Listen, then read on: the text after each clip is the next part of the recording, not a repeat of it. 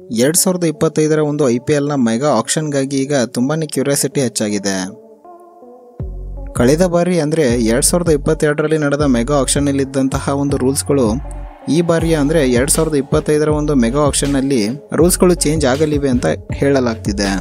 So ಅವು ಯಾವ್ಯಾವ ರೂಲ್ಸ್ಗಳು ಅಂತ ನೋಡೋದಾದರೆ, ಮೊದಲನೇದಾಗಿ 3 ವರ್ಷಕ್ಕೊಂದ್ಸರಿ ಆಗ್ತಿದ್ದಂಥ ಈ ಮೆಗಾ ಆಕ್ಷನನ್ನು ಈಗ 5 ವರ್ಷಕ್ಕೊಂದ್ಸರಿ ಮೆಗಾ ಆಕ್ಷನನ್ನು ಮಾಡಬೇಕು ಅಂತ ಬೇಡಿಕೆಗಳು ಕೇಳಿಬರ್ತಿವೆ.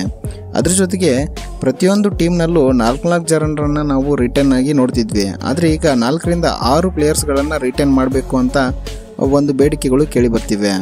ಅದರ ಜೊತೆಗೆ ಈಗ 8 RTM ಆಯ್ಕೆಗಾಗಿ ಒತ್ತಾಯಗಳು ಕೇಳಿಬರ್ತಿವೆ. ಫ್ರಾಂಚೈಸಿಗಳು ಒಬ್ಬ ಆಟಗಾರರನ್ನು ಮಾತ್ರ ಉಳಿಸ್ಕೊಳ್ಬೇಕು, ಅದು ಕೂಡ ನಾಯಕರಾಗಿರಬೇಕು. ಉಳಿದ ಆಟಗಾರರನ್ನು ಉಳಿಸಿಕೊಳ್ಳಲು RTM ಅಂದರೆ ರೈಟ್ ಟು ಮ್ಯಾಚ್ ಆಯ್ಕೆಗೆ ಅನುಮತಿ ನೀಡಬೇಕು. ಸೊ ಈ ರೀತಿ ಮಾಡೋದ್ರಿಂದ ಫ್ರಾಂಚೈಸಿಗಳಿಗೆ ನೆರವಾಗಲಿದೆ ಅಂತ ಫ್ರಾಂಚೈಸಿಗಳ CEO ಹೇಳಿದ್ದಾರೆ. 8 RTM ಆಯ್ಕೆಗೆ ಅವಕಾಶ ನೀಡಬೇಕು ಎಂದು ಒತ್ತಾಯವನ್ನು ಇಟ್ಟಿದ್ದಾರೆ.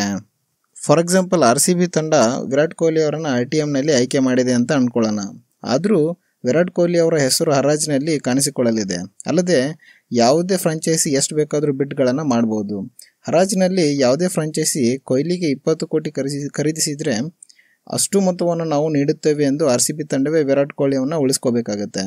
ಇಂತಹ ಟೋಟಲ್ ಆಗಿ 8 ಆಯ್ಕೆಗಳನ್ನು ಕೊಡಬೇಕು ಅಂತ ಫ್ರಾಂಚೈಸಿಗಳು ಬೇಡಿಕೆಗಳನ್ನು ಇಟ್ಟಿವೆ. ಸೊ ಹೀಗಾಗಿ 2025ರ ಒಂದು ಮೆಗಾ ಆಕ್ಷನ್ ತುಂಬಾ ಒಂದು ಕ್ಯೂರಿಯಾಸಿಟಿಯನ್ನು ಹೆಚ್ಚಿಸಿದೆ. ಯಾಕೆಂತಂದರೆ ದೊಡ್ಡ ದೊಡ್ಡ ಸ್ಟಾರ್ ಆಟಗಾರರೇ ಈಗ ತಮ್ಮ ಒಂದು ತಂಡವನ್ನು ತೊರೆದು ಬೆಟ್ಟಿಂಗ್ನಲ್ಲಿ ಬರಲಿದ್ದಾರೆ. ಸೊ ಅವರು ಯಾವ ಒಂದು ತಂಡವನ್ನು ಸೇರಿಕೊಳ್ಳಿದ್ದಾರೆ ಅನ್ನೋದು ಈಗ ತುಂಬಾ ಒಂದು ಕುತೂಹಲವಾಗಿದೆ. ಸೊ ಇದೇ ಥರದ ವಿಡಿಯೋಗಳಿಗಾಗಿ ನಮ್ಮ ಚಾನಲ್ನ ಸಬ್ಸ್ಕ್ರೈಬ್ ಮಾಡಿ ಹಾಗೂ ವಿಡಿಯೋನ ಲೈಕ್ ಆ್ಯಂಡ್ ಶೇರ್ ಮಾಡಿ. Thank you so much.